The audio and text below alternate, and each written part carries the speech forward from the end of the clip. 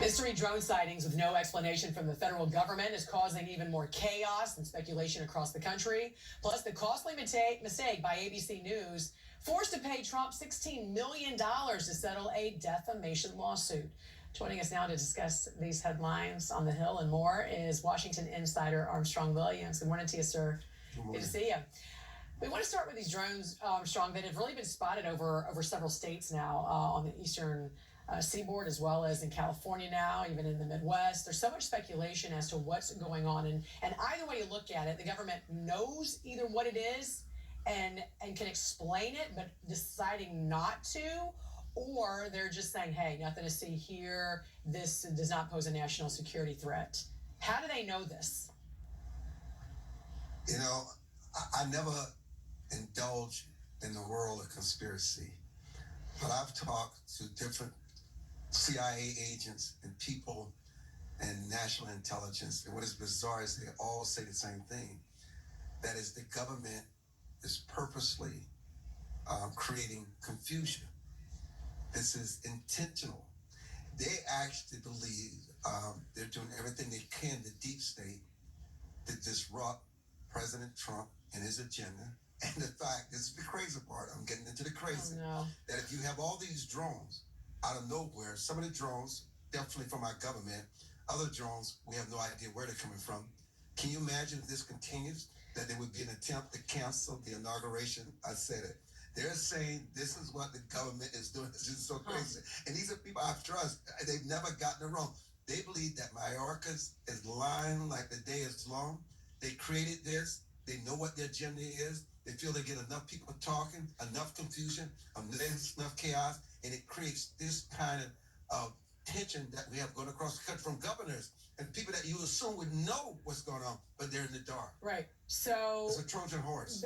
So clearly there's copycats. We know that there's probably some people who legitimately have drones who are flying them, and then there's some that are trying to figure out what these other drones are. So are you saying that the government actually knows, they're just not saying anything because maybe it's... No, I'm saying more than that. The government created this chaos. And because the government created this chaos, they can stop it at a moment's notice if they choose to. Yeah, and they keep saying, we don't want to shoot it down because there are residents who could be below, people who could be harmed. But quite frankly, if we don't know what it is, they could be harmed anyway. That drone... But the government knows what it is. Remember this. This is manufactured, signed off by the government. Remember, none of this was happening before the election.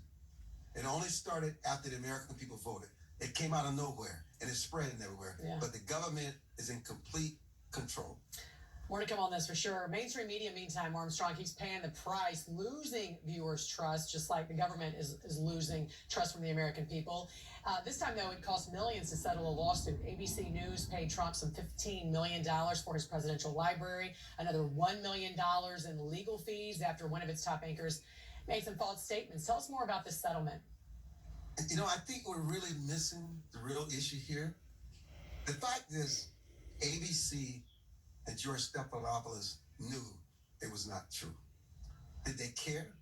$50 million, Jen, is a rounding number for them. And $1 million in legal fees, they were willing to give whatever edge was necessary to defeat Donald Trump in the general election. If it meant lying, if it meant deceit, if it meant paying up, they were willing to do that. And because they lost, we'll pay up and try to get in his good graces now. That's what this is about. The defeat of Donald Trump. This is why they spread propaganda, they spread untruths, misinformation, disinformation, and that's why they have little or no credibility. And some say 15 million isn't nearly enough. Well, it's not about the money. It's about defeating Donald Trump and disrupting his agenda. And will they change? Will they find their integrity? Will the realm of their coin become trust and honor again? Remains to be seen.